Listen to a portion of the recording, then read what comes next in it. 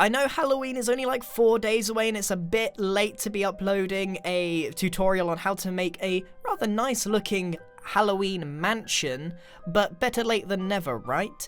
So, today, as you can see, I'm going to be showing you how to make this, which is a relatively large and a much bigger scale than what we normally do, haunted mansion. However, because of the design of this, there are loads of ways of making this just a normal house, and there's loads of cool techniques in this. So even if it's not Halloween, if you are watching this halfway through the year, it's got a lot of cool stuff in it to have a look at.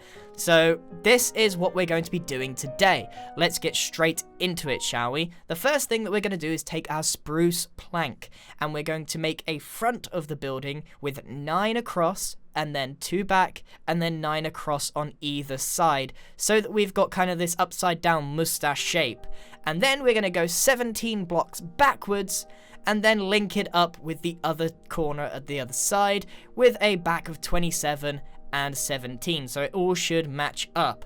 And then we need to spend a long time slowly building all of this up, still with spruce wood, to a total of 18 blocks high, or if you would prefer a complete center, 17 blocks high.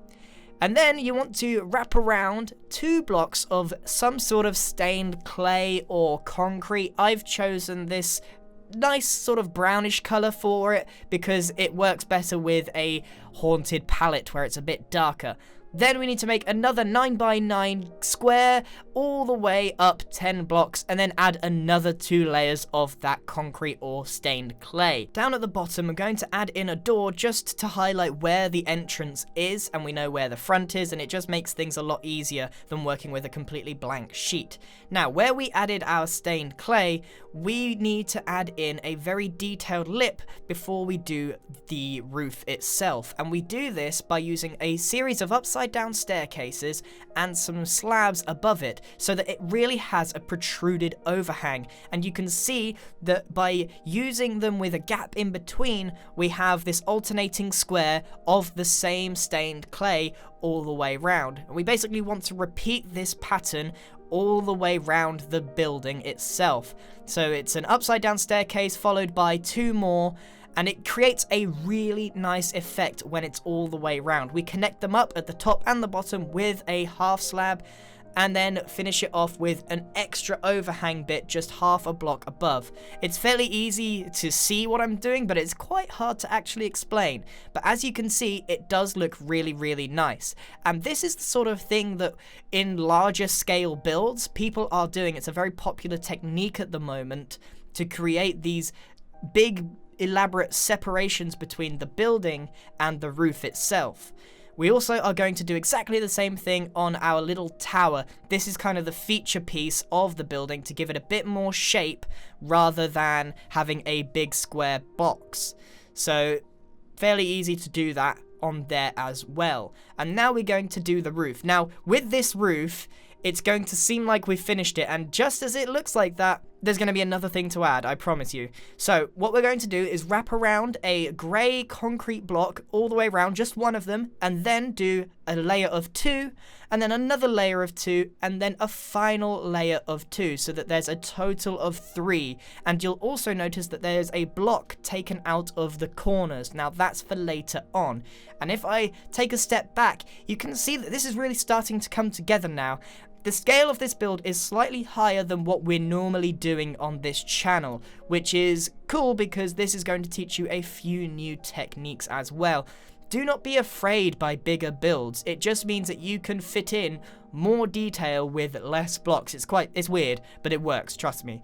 On this one, we're doing something slightly different. Instead of having just 2 blocks and then the corner taken out, we've got an extra layer in the middle just to give it a bit more shape. The key here is to not make it too stubby, but also not too protruding. I'll leave it up to you and how your mind's eye kind of sees it. It does look a bit odd, and it does look like we're finished, but we're not. We've got a lot more detail to put into this roof. So let's go back to our corner where we started.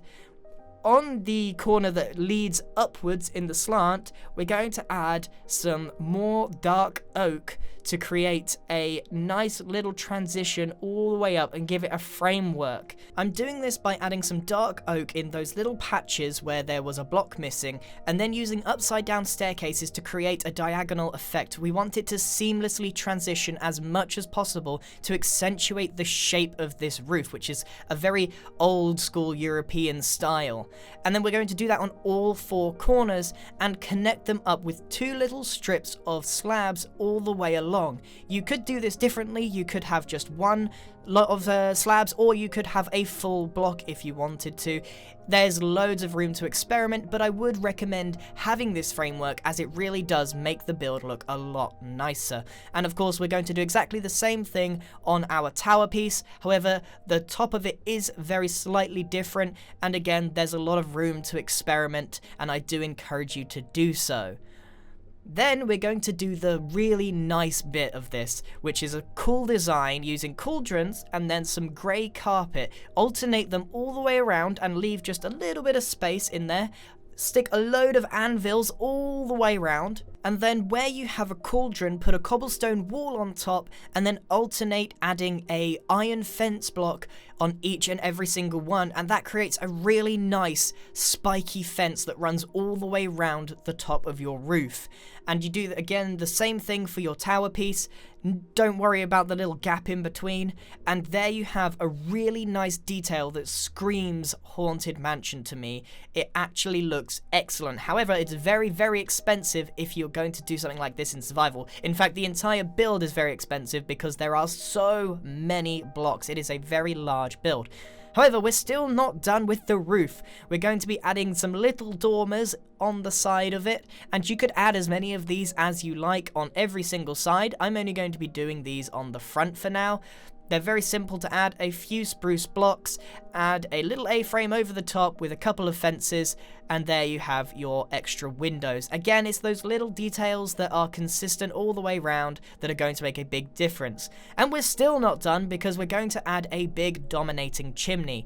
Now, so I did get some feedback from the people that reviewed my prototype saying that the brick didn't really work. However, I still liked it, so I added it anyway. What I really want here is a nice big chunky chimney that's going to pierce over the top of those fences, not be too dominating, but really stand out from a distance just to make sure it's there. It's also going to create a bit of imbalance in the build, but it's going to look excellent. It's going to make it seem less symmetrical. Next up, we're going to actually start working on some important features of the walls. We're going to decorate the doors first off before we work on some of the other bits. So we're going to be using some cobblestone wall and some fences and create a similar style to when we were making the bit between the roof and the wall, using that stained clay and then using a lot of upside down staircases to make it. Again, there's a lot of opportunity to do different designs here. I kind of just freeformed mine when I did this. Then I'm going to go ahead and knock in where all the windows are going to go. There are 2 options. There are the 2 wide and the 3 wide. I'm going to use a mixture of the 2 for this build. You may want to use just the 2 or just the 3. It's up to you, or a mixture like I have.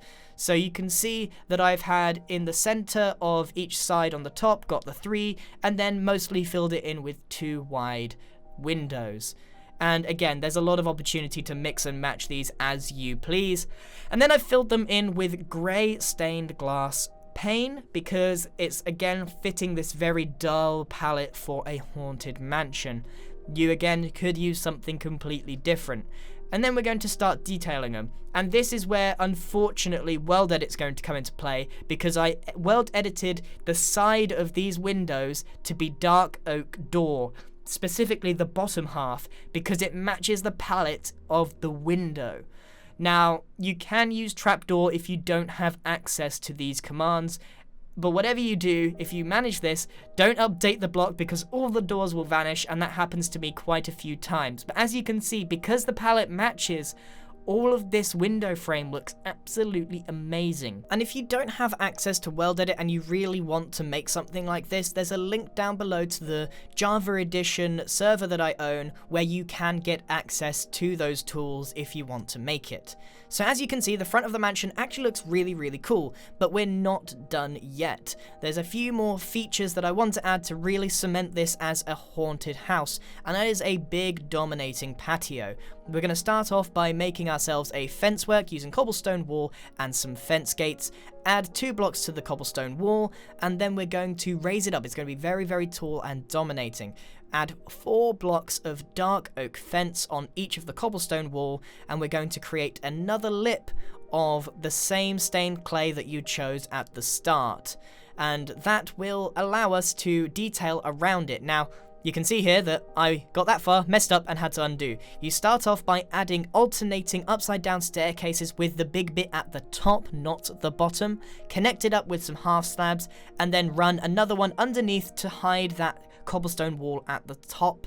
And then we're going to go and fill in 2 block layer just around the clay, and then another half a block above it, just so that there's another gap between the window and the patio.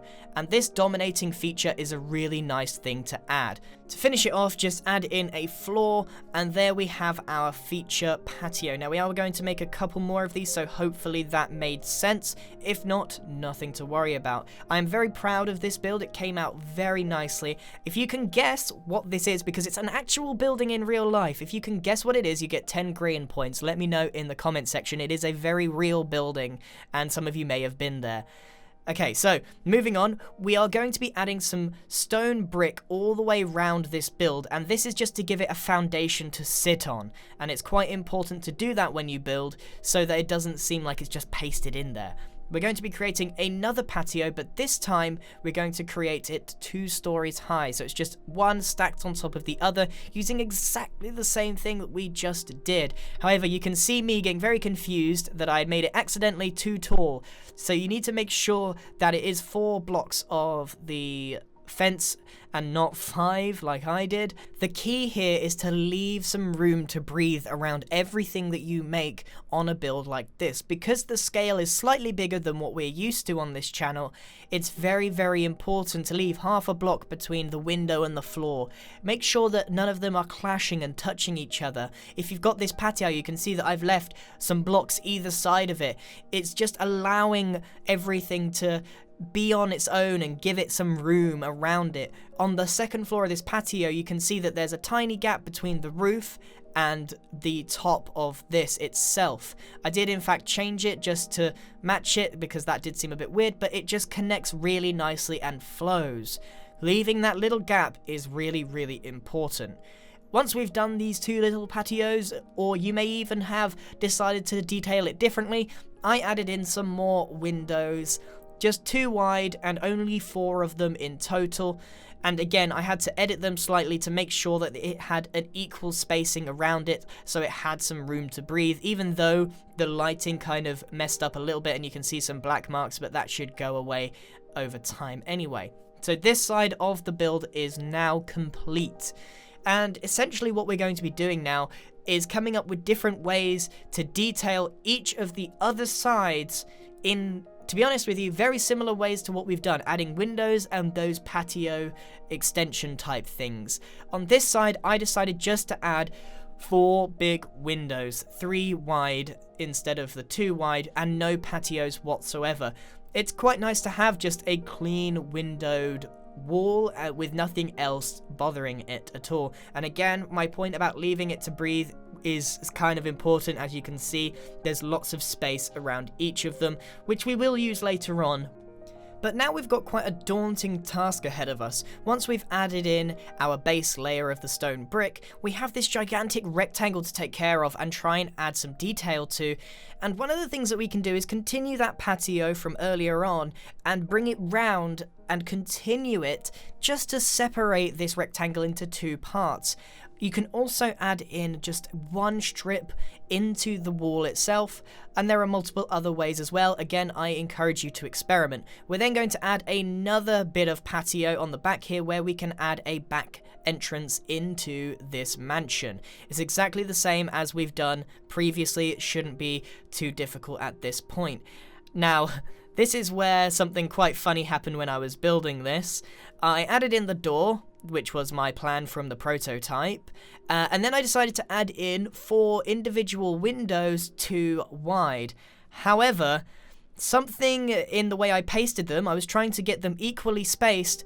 Something about it just messed up, because on the right hand side, as you can see, there's only 1 block. Now I could have just left it, it's not a big deal, I don't think anyone would have noticed, but it bothered me so much, and you can see me flying around like, where did it go, where did it go, where does this go?